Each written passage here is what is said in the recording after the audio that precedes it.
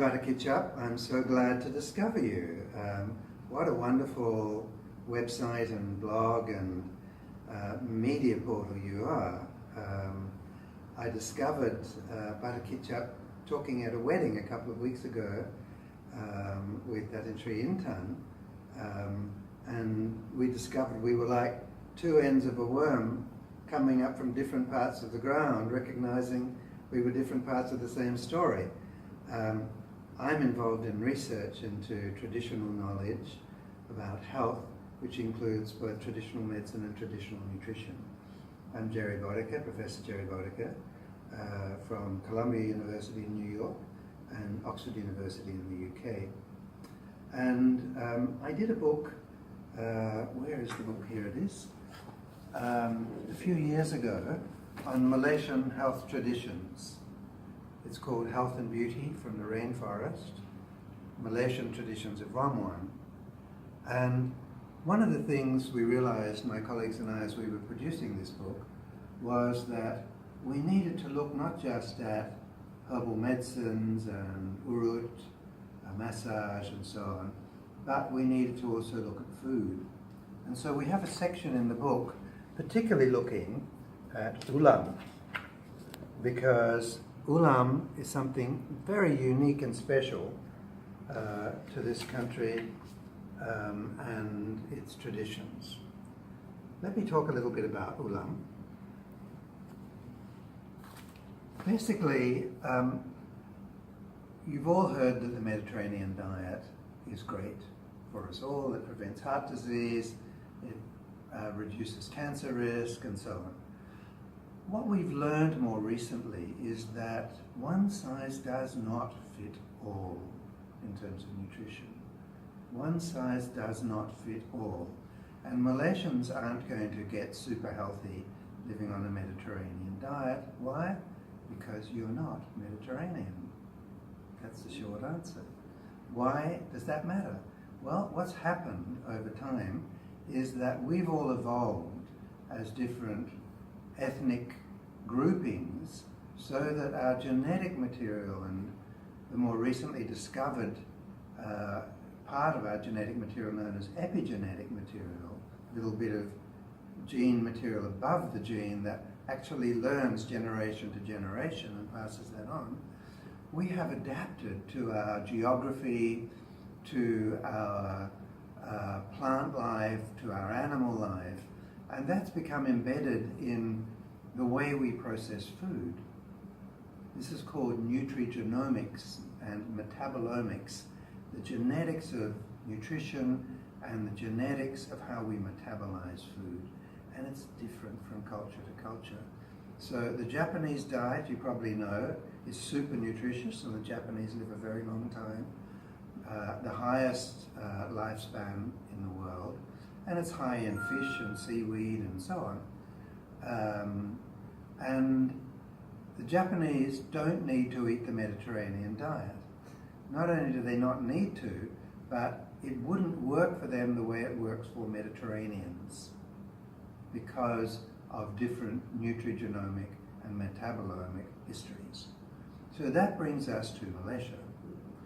What about Malaysian dietary traditions? Well, of course, Malaysia is a multicultural society, and we all know that the large main groupings are Malay, Chinese, and Indian. Chinese food traditions are well studied, and Indian food traditions are also well studied. Malay food traditions are less well studied.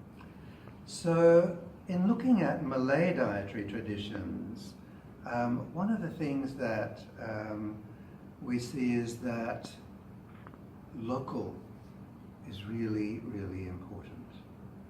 Nowadays, everybody thinks rendang, nasi lemak, rojak, ulam, the sort of standard Malay dishes. But actually, if you look, these vary a lot, sultanate to sultanate, state to state, North, Central, South Malaysia, West Malaysia, East Malaysia. There are big differences in practice, and this is really important to document while people still know about it, because it's not guaranteed that they will always know about it. So in looking at the ulam, one of the things we realized when we were doing the Ramuan book was that this is not just a salad, not just a herbal salad, but a living medicine.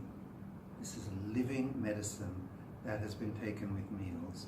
And if you go back to the earlier stages of Malay society, when people were more rural, most people were living in rural kampung, not in big cities, the dietary traditions grew out of that environment. So people would eat what they grew. They would go to market, they would of course trade, someone grew this and someone grew that, and etc., but a lot of it was based around self-sufficiency.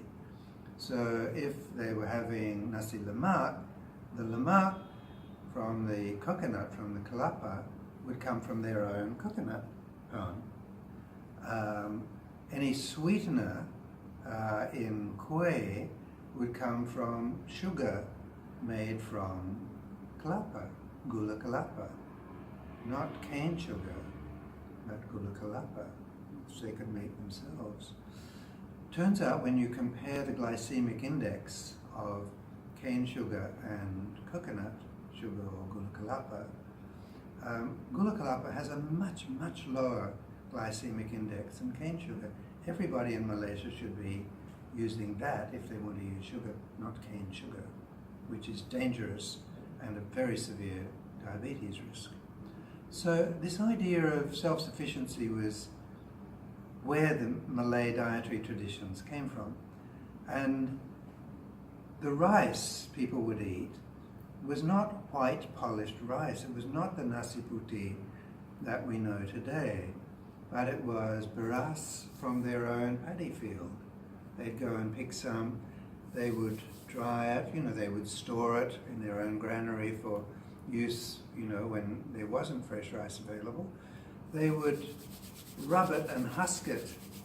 They would have a bamboo cane tray to winnow the rice, to let all the chaff go away. If they wanted to make rice flour, they would pound it themselves. But it was not nasi putih in the sense of being put through steel rollers to have the skin taken off the rice grain as we do today. I want to share with you something about rice that happens when you polish it. Everyone likes nasi putih. Why? Because it's putih. White is beautiful. Asia thinks white is beautiful. The West thinks brown is beautiful. Tanning lotions are a huge economy in their own right in the West. Whitening lotions are a huge economy in the East. That's just how it is. Nasi putih turns out to be only valued for its cosmetic value. There is nothing of nutritional value in nasi putih, quite the opposite.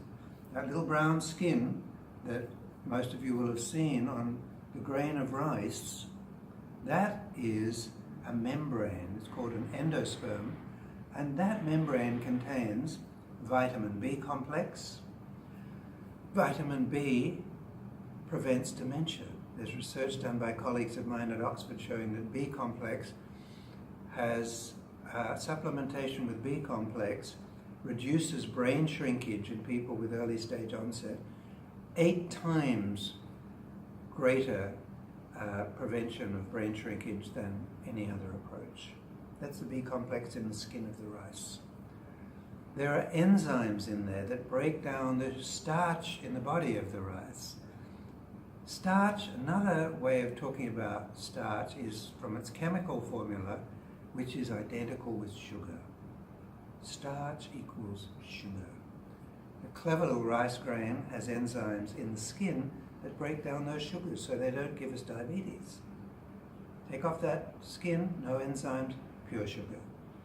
It also has amino acids, that little membrane, the endosperm, that build muscle tissue, bone tissue, and brain cells.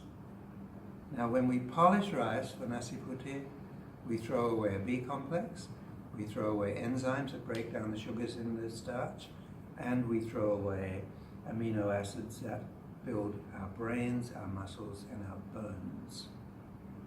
Not only that, immediately under that membrane is protein. The nutrients in rice are at the surface, the protein is just under the surface, and sugar is at the middle. We polish off the skin with all the nutrients. When we do that, we also inadvertently polish off the protein. All we're left with is sugar. So a bowl of white rice is, chemically speaking, a bowl of white sugar. Think about that. A bowl of white rice is a bowl of white sugar. Now, research in the Harvard School of Public Health has found that if people add 2 servings of brown rice, unpolished rice, to their diet just twice a week, they reduce the risk of diabetes by 16%. If they add brown rice and other whole grains to their diet 4 or more times a week, risk is reduced by more than 1/3.